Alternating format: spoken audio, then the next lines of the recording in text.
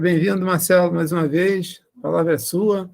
Bhagavad Gita, Krishna, Arjuna, faz um resumo para a gente? Isso, beleza. E eu vou fazer o resumo. Eu até falei com o Paulo, em vez de eu trazer algo preparado aqui, assim, tudo, como eu geralmente faço, né? Deixa aberto, nós somos tão poucas pessoas, né? A gente pode conversar, a gente pode tirar dúvidas, assim, quem tiver dúvida, ou quem quiser falar algo pessoal, que é mais interessante, viu? Falar algo pessoal, que eu encaixo o texto da literatura védica na coisa pessoal de cada um, fica à vontade, tá? O que vocês quiserem. Eu estou aqui aberto de coração para vocês. E tudo que eu falo, tudo, qualquer coisa, nada é minha opinião pessoal, tá bom? É sempre baseado no texto dos Vedas, principalmente no livro chamado Bhagavad Gita. E aí, agora há pouco, o Paulo falou assim, para fazer um resumo, né, do que é esse livro, Bhagavad Gita. A Bhagavad Gita é uma palavra em sânscrito, na verdade são duas palavras. Bhagavad Gita, significa canção, blá, blá, blá, blá, blá, canção. E Bhagavat, significa Bhagavan, significa é como se fosse o Deus. Mas não é Deus. Na filosofia dos Vedas, esse contexto de Deus é um pouco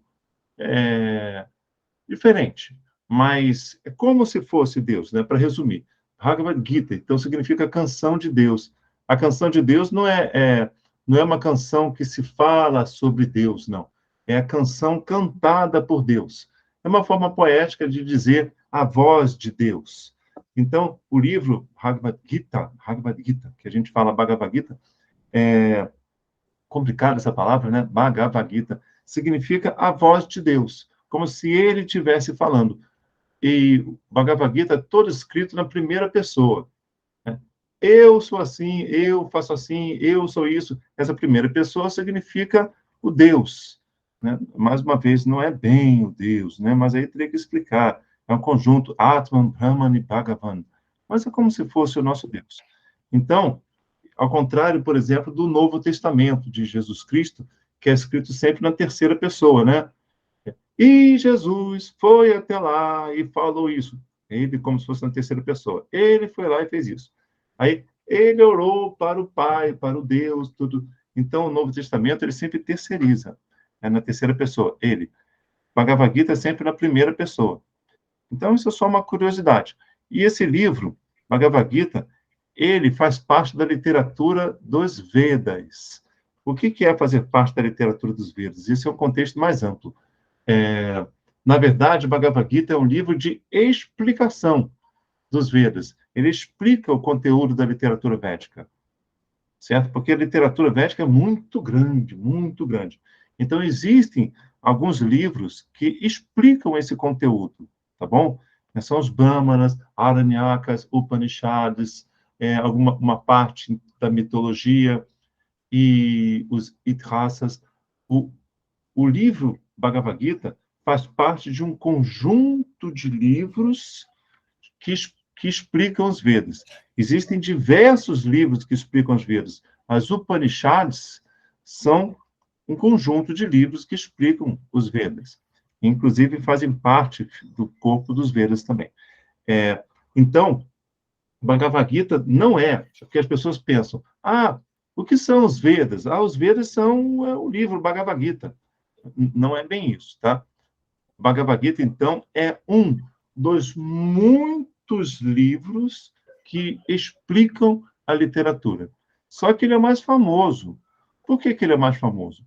Porque ele é o que consegue, isso é discutível, tá? Mas é o que consegue, de uma melhor forma, é bem discutível esse melhor forma, resumir toda a parte espiritual dos Vedas em 700 versos. Ô, Marcelo, Bhagavad Gita é tudo escrito em versos. Oi? acho que o Jeff quer perguntar alguma coisa. Você está vendo a mãozinha? Ixi, agora estou sem a Dani aqui. Não tô, onde é que tem mãozinha aqui? Ah, tem uma mãozinha aqui embaixo, é verdade. Está escrito aqui. Jeff levantou a mão, que bonitinho. Não sabia que tinha isso aqui, não. Bonitinho. Quem fala, então? Marcelo, é só para te perguntar se essa escritura a gente acha gratuitamente na internet ou só paga? Tem. Na internet tem tudo gratuito. Tem. Tranquilo que tem. Tem É só você... PDF para fazer download, só jogar no Google que tem. Tem. É isso aí. Deixa eu só dar uma bronca na gatinha. Não faz isso. M. Não faça isso. M. É porque aqui tem uma tela de mosquito. Ela não... Sabe aquele mosquiteiro? Aí o M é o gato. Não pode botar a mão na tela de mosquito, não, M. Senão você rasga a tela. Isso. Ela entende. Marcelo, agora que você localizou a mãozinha, fica de olho nela, tá bom? Vou ficar de olho nela. Tá, hoje a Dani não está aqui, mas eu vou ficar de olho, já sei onde é que tem a mãozinha, ali embaixo. E também a Dani não está aqui para cuidar da Amy, mas eu cuido também. E vejo as mãozinhas. Então, Bhagavad Gita é isso. Olha só, a parte... Então, o livro Bhagavad Gita é um livro que explica o conteúdo dos Vedas, tá bom? A parte do livro Bhagavad Gita que explica o conteúdo dos Vedas é uma história, foi montada uma história para explicar. Então, se essa história é real ou não e tudo, não se sabe. Mas eles resolveram fazer essa didática. Escreveram uma história e nessa história vão sendo contadas as explicações dos Vedas. Essa história é contada num livro chamado Mahabharata, um conjunto de vários livros. Bhagavad Gita faz parte uma partezinha dessa grande história, que é a história de umas 3 ou 4 ou 5 gerações, né? Uma história muito extensa. E eu poderia ficar aqui dias e dias contando essa história, que o Bhagavad Gita está incluído, né? Mas, para resumir, é o seguinte: é a história de um conflito familiar. Esse conflito vai aumentando, aumentando, aumentando, aumentando, até se tornar uma guerra mesmo. Só que esse conflito se dá entre os membros de uma família, e que são famílias que governam aquele território, naquela época, eles que governavam. Então, todo conflito acontece dentro de uma família, o conflito vai aumentando, até se tornar uma guerra. Nossa, isso aí tem história dessa. Então, quando se torna uma guerra, quando começa a guerra, um pouco antes de começar a guerra, um pouquinho antes, sabe? O exército está enfileirado de um lado, o outro exército está enfileirado de outro lado. Um minuto antes de começar a guerra, 2 dos guerreiros que estão numa carruagem falam assim: espera um momento, antes de começar essa guerra, vamos ter uma conversa? Os 2 guerreiros dentro da carruagem, o cocheiro da carruagem e o guerreiro que estava atrás. O cocheiro da carruagem era Krishna, e o guerreiro que estava atrás, né, para tirar as flechas, era Arjuna. Mas aqui no Brasil a gente fala Arjuna. Então, Krishna e Arjuna. Arjuna. Eles começaram a conversar um pouquinho antes de começar a guerra, mas os guerreiros já estavam enfileirados ali, tá bom? Pronto para a batalha. Pronto. Essa conversa, esse diálogo que acontece entre Krishna e Arjuna é o livro Bhagavad Gita. Então, Bhagavad Gita é um diálogo que acontece entre Krishna e Arjuna. Eu estou até com a camiseta dessa carruagem da guerra. Vê se vocês conseguem ver aí. Tá vendo aqui a carruagem? Aqui são os cavalos, tá vendo? Os cavalos da carruagem, aqui a carruagem. Krishna dirigindo a carruagem e Arjuna aqui atrás da carruagem para tirar as flechas. Então, essa aqui é a carruagem dentro da batalha, Bhagavad Gita. Vocês acham que eu comprei essa camisa aqui na Índia ou em algum lugar assim? Foi nada, foi na Feira de São Cristóvão, dançando forró. Foi numa loja lá na Feira de São Cristóvão. Então, o que significa? Então, o contexto desse livro, que explica a literatura védica, acontece dentro de um ambiente de guerra. Olha que interessante, né? Um livro espiritualista acontecendo dentro de uma guerra. O que essa guerra significa? Significa, na nossa vida, apenas o conflito. Isso significa que a gente pode e deve atingir o caminho da transcendência dentro dos conflitos. A gente não precisa sair do conflito para viver o caminho da transcendência. Isso acontece dentro da própria guerra. Então, uma pessoa que tem paz, as pessoas falam assim, nossa, eu quero estar em paz. O que as pessoas entendem por estar em paz? Sair do ambiente conflituoso e pronto, estou em paz. Eu saí do local onde eu tenho ameaças, sair do local onde eu tenho inimigos, sair do local onde tem perigo, estou agora seguro, estou em paz. É assim que as pessoas interpretam a paz, não é? Pois é, mas o livro Bhagavad Gita, o texto da Bhagavad Gita, ele interpreta a paz de uma outra forma. É dentro do próprio perigo, dentro da própria guerra, a gente atinge um nível de paz, um nível de transcendência, sem sair do conflito. Então, o grande lance da Bhagavad Gita é isso, é que ele é utilizado dentro dos conflitos.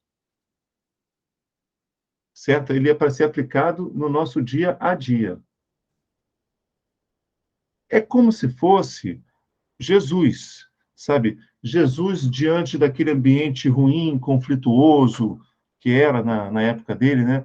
Aquele povo perigoso, né? E os romanos também eram perigosos, tinham traidores ali, tinha muita violência.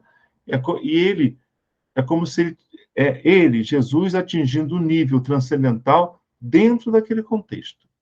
Certo? Então, o objetivo da Bhagavad Gita é a gente atingir esse nível transcendental dentro dos contextos de conflito da nossa vida. Isso que significa a guerra. As pessoas, às vezes, dizem, Marcelo, a guerra exposta no livro, ela significa a guerra interna, né? Eu lutando comigo mesmo. Olha, muitos estudiosos interpretam dessa forma, mas isso não está escrito no texto dos Vedas, não.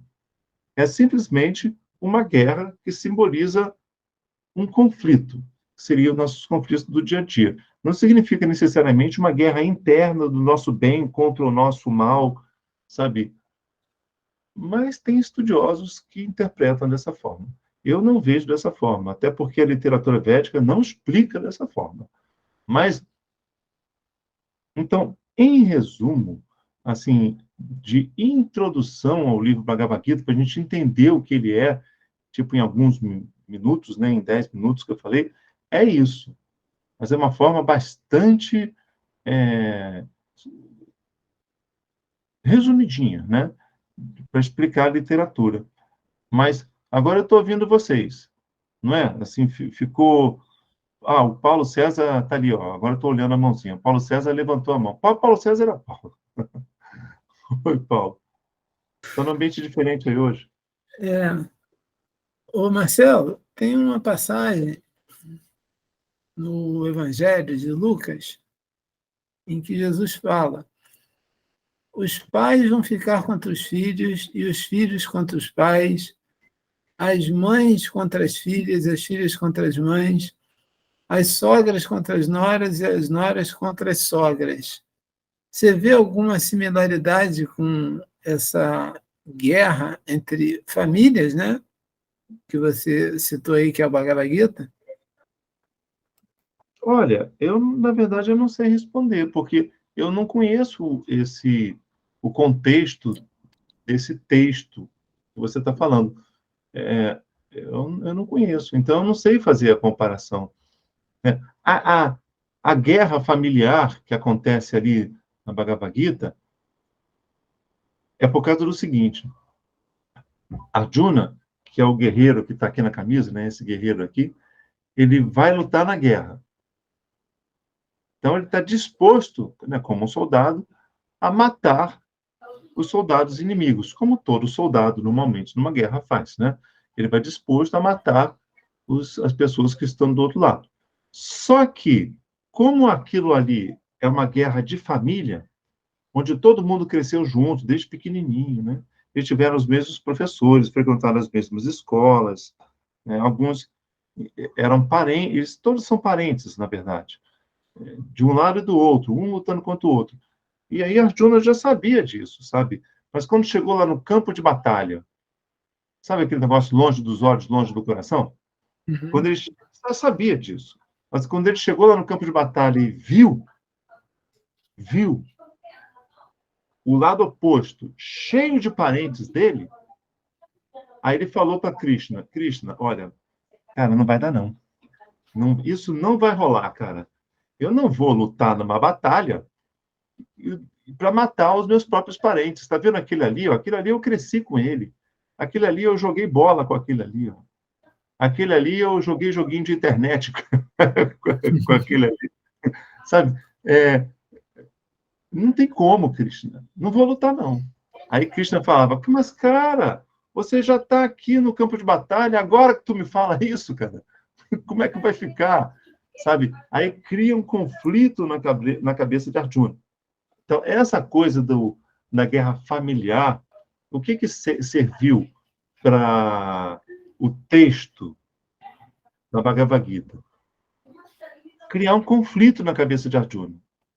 Vou lutar ou não vou lutar? O que eu vou fazer? Porque eu, como soldado, devo lutar.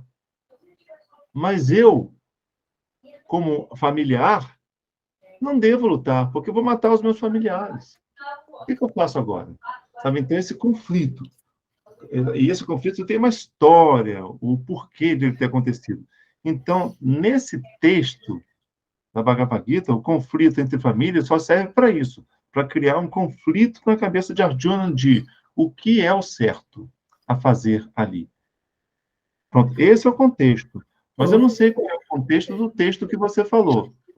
Ô, Marcelo, o objetivo da guerra era o quê? Um lado Ganhar queria o quê, o outro lado queria o quê? a coroa, o reino. Bem filme de Hollywood mesmo. Eles estavam Poder. lutando pelo reino, poder. Eles queriam a coroa, sentar no trono e ser rei. Estavam disputando o reino. Bem filme de Hollywood mesmo. É baixaria. O contexto aqui da passagem de Lucas é que Jesus fala que no fim dos tempos haveria esse tipo de conflito dentro da própria família, entendeu? Ah, no fim dos tempos, tipo, no futuro. Isso. Ah, não, isso é bem diferente. Bem diferente. Os Vedas, eles falam isso sim, viu, Paulo? Mas é um contexto bem diferente. Quando eles explicam a sucessão de avatares, eles dizem que no futuro vai existir um avatar na época em que vai acontecer isso. No futuro, que ainda está distante, haverá muito conflito aqui no planeta Terra. Eles descrevem esse conflito. Isso nem está no livro Bhagavad Gita, não. Está numa outra coleção de livros que tem ali, que está ali na estante. Srimad Bhagavatam, mas tem outros também. Que eles explicam que no final dessa era que a gente está vivendo, vão ter muitos conflitos. E eles descrevem, se eu não me engano, eles dizem que todos os governantes serão Shudras. Todos os governantes. Shudra é uma classe muito baixa de pessoas. E eles dizem ali que todos os governantes, quer dizer, presidentes, reis, príncipes, monarcas, prefeito, vereador, todos os governantes, né, líderes do executivo, eles serão da classe mais baixa de pessoas. Né? Aliás, a gente não vê algo muito diferente disso hoje em dia, não. Mas É que eu ia te perguntar, a vida real já não está mostrando que a gente está nessa categoria de baixos governantes, não? A nível mundial. está encaminhando para isso. Encaminhando. Você viu o Putin lá na Rússia, né, na Ucrânia, assim, todos os líderes, né? Você vê o pessoal dos Estados Unidos que se recusa a fazer uma política ambiental, são um dos maiores poluidores do mundo e se recusam a fazer essa política. Os nossos dois candidatos, meu Deus, cada um pior que o outro. A gente tem a maior parte da população votou em um para o outro não ganhar e votou nesse para esse não ganhar. Quer dizer, mas ainda não está no nível que está descrito nos Vedas. O nível que está descrito nos Vedas é assim, é muito ruim mesmo, horroroso. É uma coisa. Agora a gente ainda está aqui, né? Falando de temas transcendentais, falando de coisas boas. A gente pode estar aqui falando disso. E não tem policial na nossa porta para impedir a gente de fazer isso. A gente ainda pode fazer. Mas diz nos Vedas que no futuro até um pouco distante, acho que a gente não vai ver isso, não. Não vai ser assim, não. Vai ter muito conflito mesmo. E falaram que, deixa eu ver aqui, falaram que, assim, ninguém mais vai nem se preocupar em movimento transcendental, em processo evolutivo, isso vai ser coisa do passado, sabe? Aí, nessa hora, vai acontecer alguma coisa uma mudança muito radical. Isso fala assim. Então, Isso tem mais a ver com o texto que você está falando. Vai ser uma época que o amor vai se esfriar, digamos assim. Com certeza. O amor vai esfriar e o grau de consciência das pessoas vai ficar assim muito egoísta, né? Muito ódio no coração. Você vê hoje em dia que tudo que deveria ser bom não dá bom resultado. Não dá, cara, simplesmente não dá. Você vê que essa onda agora, que é o como é que é? O antimachismo, são três coisas, né? É contra o machismo, contra o homofobismo e contra São três coisas. Machismo, homofobismo, esqueci a outra. Cara. Eu, hein? Esse movimento atual que está aqui, Sim. Claro que é um movimento que deveria ser bom, não é? É claro que é. O movimento de proteção às mulheres, de proteção aos negros, de proteção aos homossexuais. Isso, são três coisas. Mulheres, negros e homossexuais. Então, antigamente eram muito reprimidos, muito ruins, tudo. Agora tem movimento de inclusão das mulheres, dos negros e dos homossexuais. É um movimento excelente. É claro que deveria ser bom. Nossa, que coisa maravilhosa, um movimento de inclusão. Meu Deus, o que poderia dar errado nisso? Que coisa maravilhosa. Mas aí você vai ver na prática, você vê o quê hoje aqui na prática? Muito ódio. Você vê, assim, que uma coisa que deveria ser bom só dá resultado ruim, meu Deus do céu. Gera um movimento repressivo e gera muito ódio. Ninguém pode falar mais nada. Todo mundo é condenado por falar qualquer coisa. Tem gente que perde emprego, tem gente... Então gera um terror, um medo enorme. Sei lá o que, você não pode mais tocar em ninguém, sabe? O que deveria ser bom não fica bom. Estilo Jesus Cristo. Jesus Cristo deveria ser uma coisa maravilhosa. Meu Deus, o que pode ser melhor que Jesus? Nada. Jesus é é o suprassumo. Mas aí o que acontece anos depois, séculos depois, né? Uma inquisição. Inquisição? Como assim inquisição? Não poderia surgir uma inquisição baseada em Jesus Cristo? Como assim? Não pode. Mas surge. Hoje é a mesma coisa. Assim, tudo que deveria ser bom entra num processo ruim, de muito ódio, muito rancor. Sabe? Isso vai se acentuar. Vai se acentuar. Mas a boa notícia é que vai acontecer um movimento de transformação, que os Vedas não descrevem o que que depois desse movimento de transformação vai acontecer uma era boa, que eles chamam de Satya Yuga. Satya Yuga é a era boa. Então, a boa notícia é que depois do processo de transformação, a gente vai decair bastante ainda. Mas vai vir o processo de transformação e depois vai ser bom. É a boa notícia. Isso tem a ver, isso tudo que você está falando, com Kali Yuga? Isso. Kali Yuga. Yuga é uma palavra em sânscrito que significa era de tempo, né? Era cronológica. Então, nós estamos na Kali Yuga. Nós agora estamos na Kali Yuga. Kali é conflito.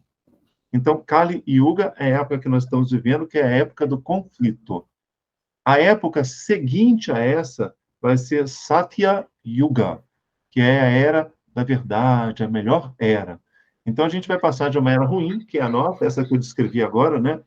Que tem muito ódio, muito movimento de separação, muita coisa ruim, o que deveria ser bom não é, ruim, vai para o lado oposto. Isso é Kali Yuga.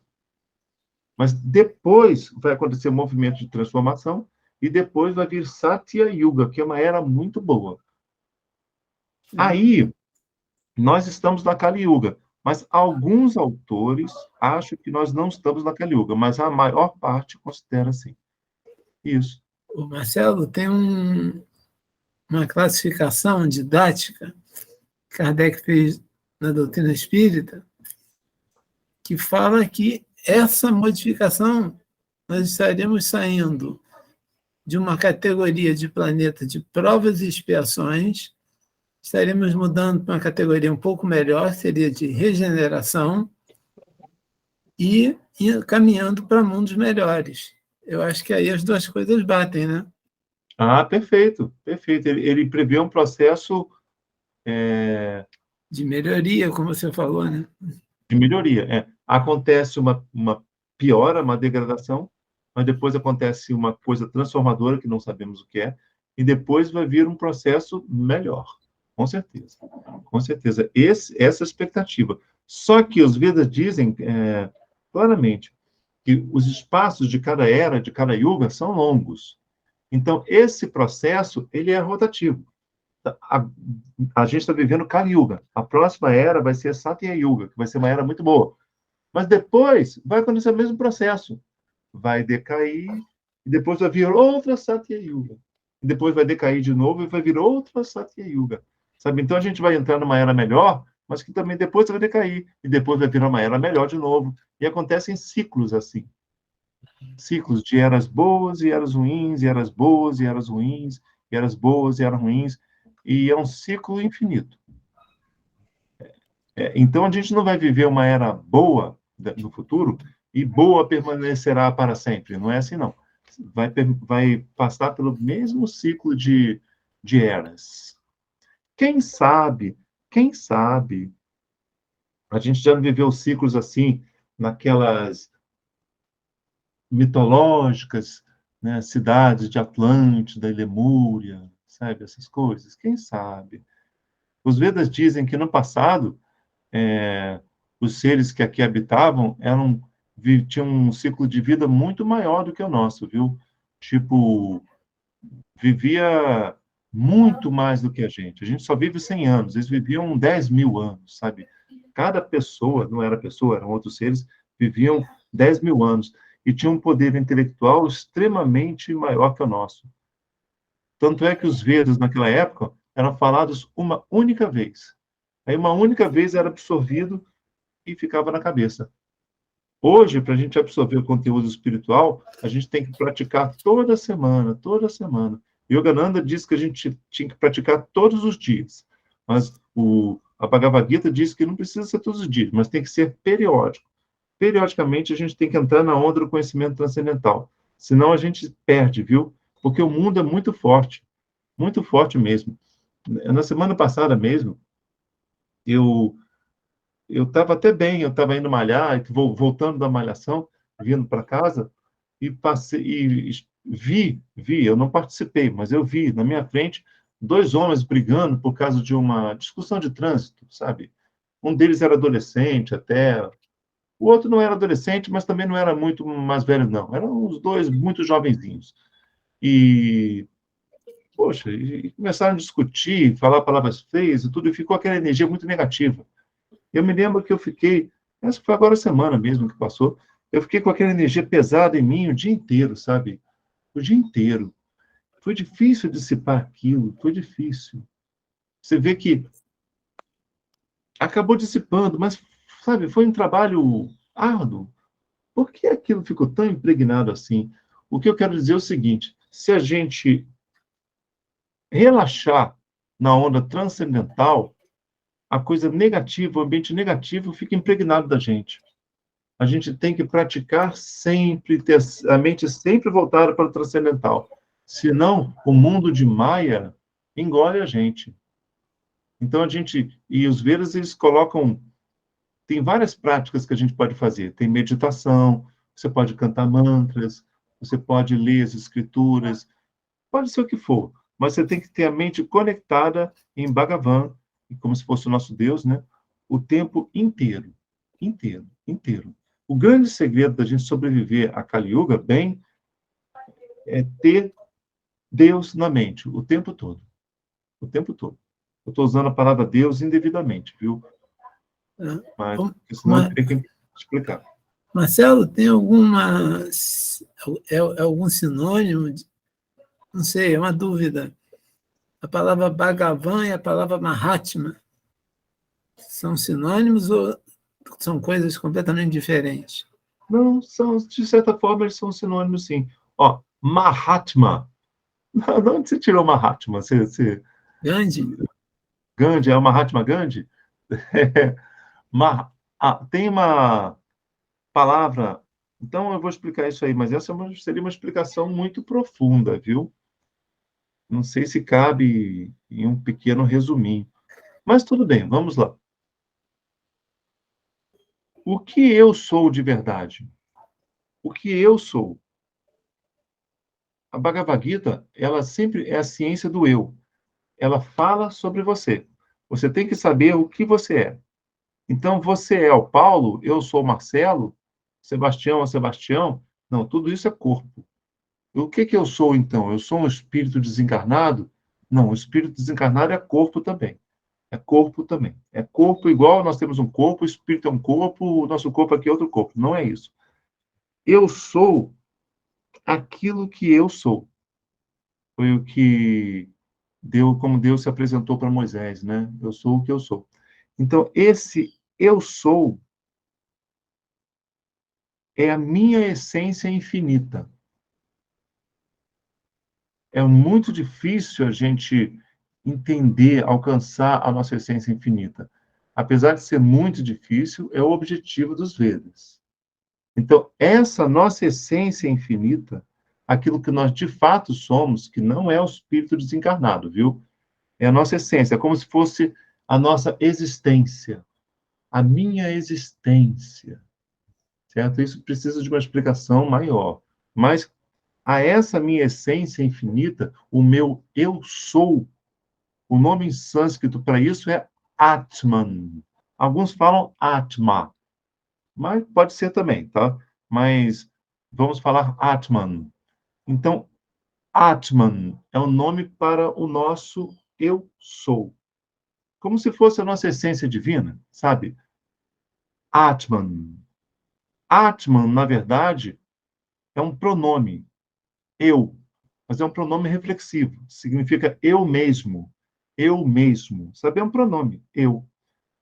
A palavra Maha, em sânscrito, M-A-H-A, significa grande. Então, Maha Atman significa o grande Atman. Maha Atman é simplesmente Atman. Você pode esquecer o Maha. Maha é só um qualitativo. Então, vamos esquecer o Maha. Atman. Atman significa aquilo que eu sou. Mahatma é Maha Atman. Tá? Atma é aquilo que eu sou. Eu sou o Atman. Na verdade, eu sou o Mahatman. Acabou que, ao longo do tempo, as pessoas usaram o Mahatma até um pouco indevidamente, mas tudo bem, não tem problema nenhum. Usaram isso como um pronome, como uma coisa de elogio. Vosso Excelentíssimo Senhor, sabe? Aí o Mahatma, Mahatma, grande Mahatma, Mahatma Paulo, Mahatma Emílio, sabe? Mas é bom a gente entender que Atman significa aquilo que nós verdadeiramente somos. Foi bom até o Paulo falar isso, porque o objetivo da Bhagavad Gita e de toda a literatura védica é a gente acessar essa nossa essência divina. Quando a gente acessa essa nossa essência divina, a nossa missão está cumprida. A gente vive todas as milhares de encarnações, todas elas, todas as nossas milhares de encarnações, com esse único objetivo, da gente entrar em comunhão com o que nós realmente somos, com o nosso eu sou. Então, qual é o objetivo de eu tratar de uma doença que eu tenho? O objetivo é você ficar curado. Não é, não. O objetivo material é esse, sim. Mas o objetivo maior é o Atman, é o Mahatman. Qual é o objetivo de você viver e morrer? Mahatman. Qual é o objetivo de eu ter riqueza ou pobreza, qualquer coisa na minha vida, qualquer coisa? Mahatman. Sempre. Então, o objetivo sempre é acessar o Atman. Ó, eu vi a Neila agora, fiquei com ciúme dela. Também estou com a minha gatinha. Ó. Ó. Olá! Olha quem está ali, Amy. Tem uma amiguinha sua ali, ó. Olá! Olá! Como você está? O Ó, Miguel está sendo tosado. você está vendo essa amiguinha É o ali? Bartô, é o Bartô. Ele está Oba! sempre nas lives, né, Paulo? Boa tarde a todos. Boa tarde. Ai, Você ele quer está namorar sempre no meu colo. uma... Viu? Tem namoradinho para você aí. Lindo, nossa, maravilhoso. Então, o objetivo do Amy, do Bartô, qual é o objetivo deles existirem? Também eles encontrar essa essência. O eu sou do Bartô, da Amy, é o mesmo eu sou da gente, sabe? O objetivo sempre é esse. E os Vedas dizem que, no fundo, todos nós sabemos quem nós somos. Todos nós. Pãozinho. Até um inseto, no fundo, sabe quem ele é. Sabe que ele é o Atman. O Bartô, no fundo, sabe quem ele é. A Amy sabe quem ela é. Ela não é uma gatinha. E o Bartô não é um gatinho. E nem eu sou o Marcelo. Eu sou Atman, Mahatman. A gente tem que encontrar essa essência. Está escrito aqui, ó. Neila Vidal levantou a mão. É tão bonitinho isso. Gente, se eu por acaso não ver isso, que fica lá no cantinho da tela, vocês fazem assim, ó. Tá? Faz a moda antiga. Essa essência não seria a essência que nós fomos criados, que nós perdemos? O eu sou. Nós fomos criados com uma essência. E nós perdemos essa essência da criação. Não seria a busca dessa essência? Seria a busca dessa essência, sim. Só que eu vou colocar a busca dessa essência, sim, Neila. É isso, sim. Só que hoje vocês estão muito profundos, viu? Vocês estão fazendo perguntas muito profundas, que eu não sei nem como responder em tão pouco tempo. Mas olha só, os Vedas dizem o seguinte: essa sua essência, quer dizer, o seu Atman, o seu eu sou, isso não é criado. O seu corpo, Neila, quem criou você? Quem fez você existir, Neila? Você. Especificamente você. Quem criou você como Neila? Pela criação, não foi Deus? Deus não criou cada um? Quem criou você, Neila, foi seu pai e sua mãe. Mãe, tio. Seu pai e sua mãe. Então, você nasceu porque foi criação do seu pai e da sua mãe. Né? Agora, então você, Neila, é criada. E quem criou? Papai e mamãe. Um dia, Neila vai morrer. E aí, Neila acabou. Neila é só um corpo. Esse corpo, sim, é criado, com certeza. Com certeza que é. Mas a sua essência, o seu eu, o seu Atman, o seu si mesmo, o seu eu sou, isso não é criado, viu? É difícil a gente compreender isso, mas você, Neila, como essência, é não nascida. E jamais deixará de existir. Não houve um criador para você. E a sua essência, eu sou, ela é infinita.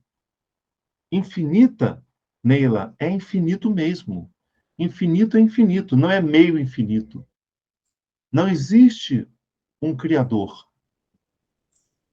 Então, segundo os Vedas, o criador, não existe isso. Você não foi Você criado. desencarnada agora. Virei na próxima encarnação. Certo. Ainda estaria buscando esse eu sou? Não só agora, como na próxima encarnação, como em todas as outras do futuro e todas do passado. Todas. O Paulo está levantando a mão lá, mas deixa eu só falar com a Neila um pouquinho aqui. Então, Neila, nessa, na outra, em todas as formas, em todos os planetas que você habitar, como homem, mulher, animal, inseto, caneta, barata, extraterrestre, marciano, qualquer coisa que você for viver, e até como espírito desencarnado, qualquer coisa você está buscando apenas isso. O seu eu sou. E quando você entrar em comunhão com aquilo que você é, sua missão estará cumprida. Mas o que você é um tanto difícil de compreender, porque não existe um criador para aquilo que você é. Ninguém te criou. Se existisse, de fato, um criador para aquilo que você não seria infinita. Existiria você e também existiria separadamente de você um criador. Não é isso, viu? Tudo na dimensão do eu sou é infinito. Certo? E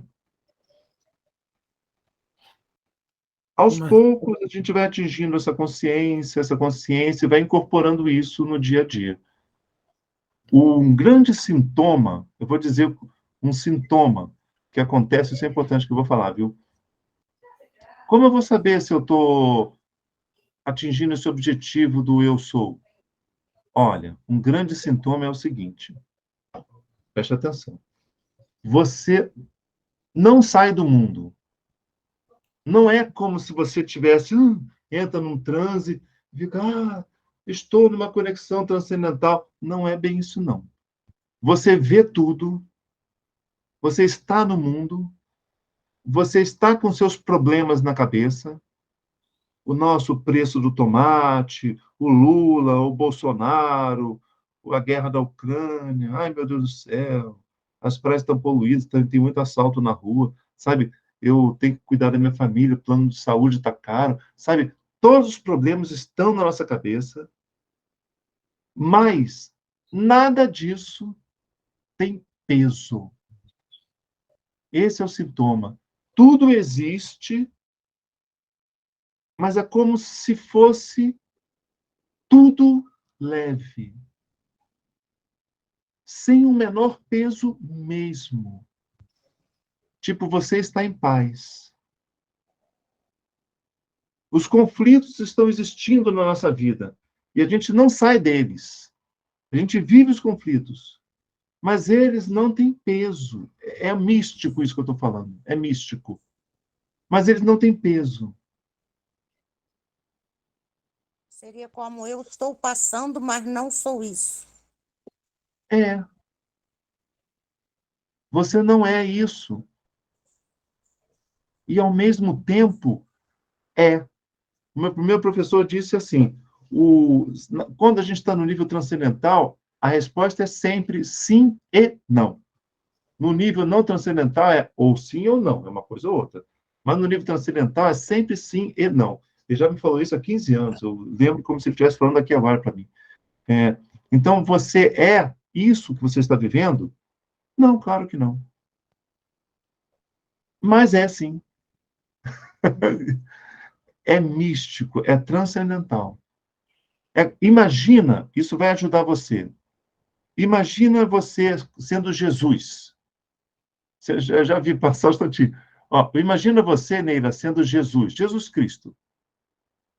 Ele vivia aquela porcaria daquele Império Romano, com aqueles homens violentos, com as lanças pontudas, espadas cortantes, em seres muito injustos, um governo muito opressor, e também vivia no próprio povo dele uma porcaria. Os religiosos do povo dele, eu esqueci o nome que ele falava, se eu não me engano, era fariseus. Fariseus. Mas os religiosos, assim, né? Os fariseus eram pessoas muito arrogantes, muito egocêntricas, quer dizer, era tudo ruim. Mas você vê a cara de Jesus, imagina a cara de Jesus, imagina a cara dele. A cara dele está assim? É, é. Não tá, não tá, né? A cara dele revela paz, revela transcendência.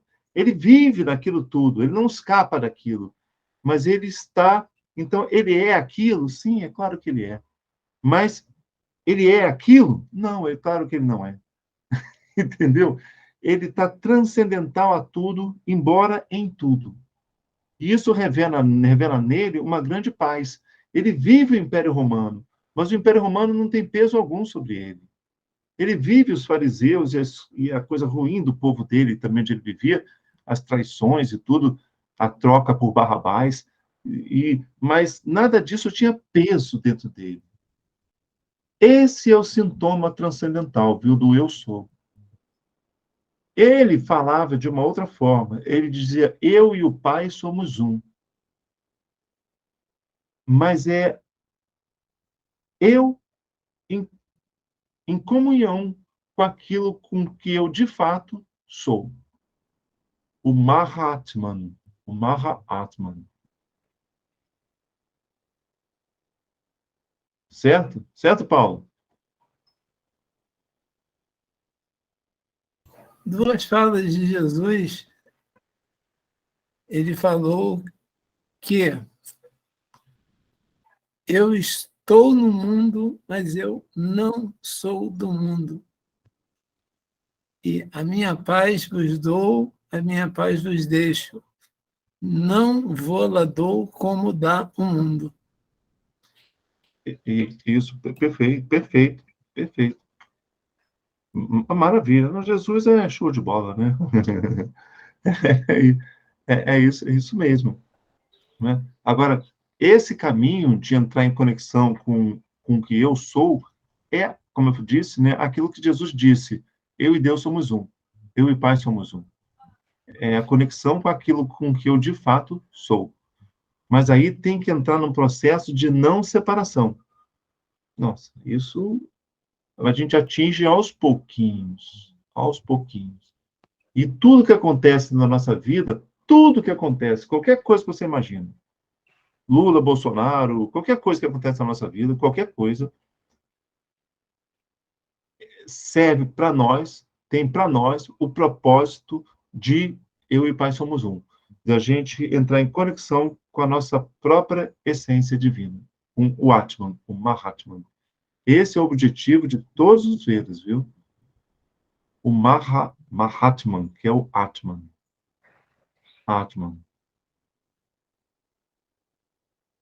Certo? É um objetivo bastante transcendental. Olha, eu vou fazer agora, eu mesmo, vou fazer o papel de advogado do diabo.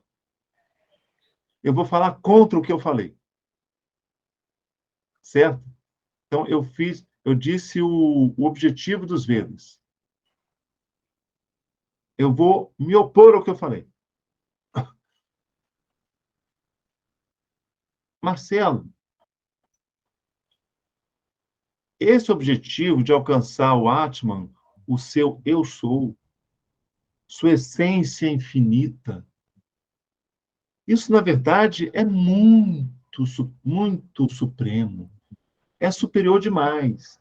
É tão transcendental que pouco tem a ver com a nossa vida do dia a dia. O resultado prático disso é quase zero. Porque eu me sinto ainda muito distante desse objetivo. Na hora que eu estou vivendo os meus conflitos, na verdade, essa informação não me ajuda muito, porque é transcendental demais.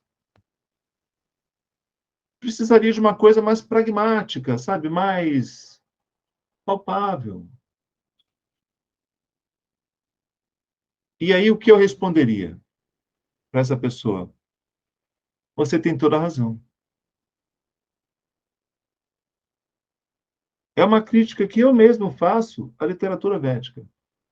É transcendental demais.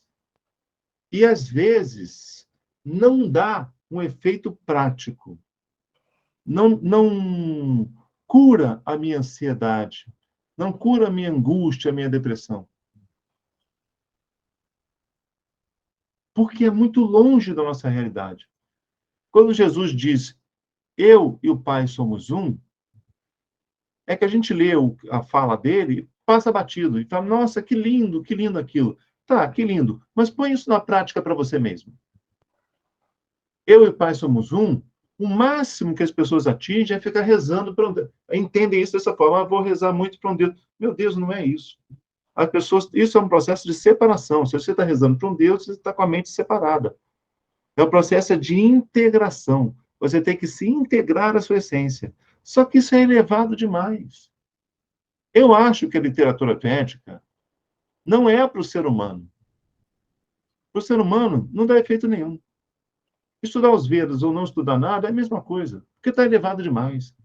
É uma literatura para seres muito transcendentais, muito acima do nível humano. Eu acredito que os Vedas estejam certos, viu? É aquilo que realmente é. Eles falam aquilo que é mesmo. Mesmo. Só que o resultado prático disso é questionável, porque tem que ser muito elevado para atingir aquele nível. Muito mesmo. Na época védica, que foi de 1500 a.C. a 500 a.C., então tivemos 1000 anos aí de época védica, que foi a época que os Vedas foram escritos, né? 1500 a 500 a.C. 500 foi o nascimento de Buda. Então, Buda, ele fechou o período védico. Um dia eu explico esse negócio do período védico. Mas naquela época de 1000 anos do conhecimento védico, sabe como é que os Vedas eram ensinados? Todos os dias, o tempo todo, as pessoas estavam em contato com os professores e com um grupo de pessoas que viviam esse objetivo, o tempo todo, o tempo todo, o tempo todo. Hoje, com essa nossa vida, o nosso próprio grupo aqui, a gente se encontra 1 hora por mês. Meu Deus, que resultado prático isso tem? Isso ou nada é a mesma coisa. Sabe? Na época dos Vedas, então os Vedas foram escritos numa época em que as pessoas podiam se dedicar a isso integralmente. O que eu questiono dos Vedas é o resultado prático dele. O resultado prático na busca da paz, na busca da cura pessoal. Sabe? Exige uma abertura de cabeça, um nível de consciência que nós ainda não temos. Mas eu, pessoalmente, ainda acredito nessa busca. Pode ser que no futuro eu não acredite mais. Fala, Paulo. Marcelo, chegamos ao final. O que é bom passa rápido, né? Que é bom passar rápido. É. Mas eu vou dizer uma coisa para vocês. Olha, eu sempre, o que eu queria ser... Sabia que teve uma época da vida que eu morei com padres? Morei não. Na verdade, eu tinha uma namorada, muito antes da Dani. Tinha uma namorada que ela morava na igreja aqui de Botafogo, na Igreja da Matriz da Voluntários da Pátria. Então, eu vivia lá com os padres. Eu queria ser cristão. Eu queria estudar o evangelho e queria ser, de certa forma, eu queria ser um padre, sabe? É o que eu queria ser. Só que eu não podia falar isso para minha namorada na época, que ela ia me abandonar, né? Aí, Mas hoje eu consigo entender os evangelhos de uma forma muito superior, por causa da literatura védica, viu? Ela me permite entender as palavras de Cristo como eu nunca entendi na minha vida. É isso. Então, Marcelo, sabe quem ganhou o livro hoje? A Norma? Não, uma pessoa que nunca entrou assim, Dani de Luna, A Dani de... que Ah, que você, safado. que você Eu? encerra cantando o mantra da paz, chante. Chante, eu tenho que pegar o violão ali. Então, você me... Bom, mas aí canto sem violão mesmo, né? Mas o violão está ali no quartinho. O, o chante é um mantra que vocês podem cantar, viu? É um mantra védico. Os mantras eles estão escritos num Veda chamado Samaveda, que é o Veda dos cânticos. É evidente que, como é muito antigo, a gente tem as letras e não tem melodia. Naquela época não se escrevia pauta musical, então as melodias não tem. Né? E provavelmente nem tinha uma música, era só uma ladainha. Não se sabe, é muito antigo. São textos assim arqueológicos, sabe, tirados da terra, fazendo assim, bem Indiana Jones. Mas o mantra que o Paulo sugeriu é muito simples, é Om Shanti. Então, isso é um dever, uma sugestão que eu estou dando para todos vocês. Quanto nós somos? 13 pessoas, tem um bonequinho ali. Então, para todos os 13 aqui, canta esse mantra. Om Shanti. Shanti é paz, tá? Om significa o próprio Deus, o próprio Deus. Então, Om Shanti significa a paz de Deus. É a paz de Deus, tá? Aí o mantra é fácil. Só como ele se repete, Om Shanti, dá a impressão que fica Om Shanti Om, porque o Om do início se confunde com o no final. Mas pode ficar Om Shanti Om. Aí vocês cantam assim, ó. Om, ou fala Om Shanti Om Shanti Om Shanti Om Shanti Om Shanti Om. O mantra é Om Shanti Om Shanti Om Shanti Om. Om Shanti Om Shanti Om Shanti Shanti Om. Om, Om Shanti Shanti Om, Shanti Om, Om. Shanti Om. Om Shanti Om Shanti Om Shanti Om. Eu podia ter tocado no violão ali. Se vocês não quiserem cantar dessa forma, vocês podem cantar assim, Om Shanti, Shanti, Shanti, Shanti, Shanti. Fica falando Shanti indeterminadamente. No último Shanti, você repete o Iri. Fala assim, Shanti Ri. Então, fala Om Shanti, Shanti, Shanti Ri. Ou canta Om Shanti, Om Shanti, Om Shanti, Om. Om Shanti. Ou fala Om Shanti, Om Shanti, Om Shanti, Om Shanti, Om Shanti, Om. Isso você pode fazer andando na rua. Andando na rua. E aí você vê a mística que acontece dentro de você. É uma coisa mística, vocês vão ver. É como se fosse uma mágica. É mágico, é místico, não é material, sabe? Você vai falar, é uma sugestão, uma autossugestão. Você acredita que isso vai te fazer o bem, aí você canta e faz o bem, você se autossugestiona. Mas você vai ver que não é assim, não. É uma coisa mística, mística. Você vai cantar e você vai sentir um efeito bom dentro de você. Marcelo.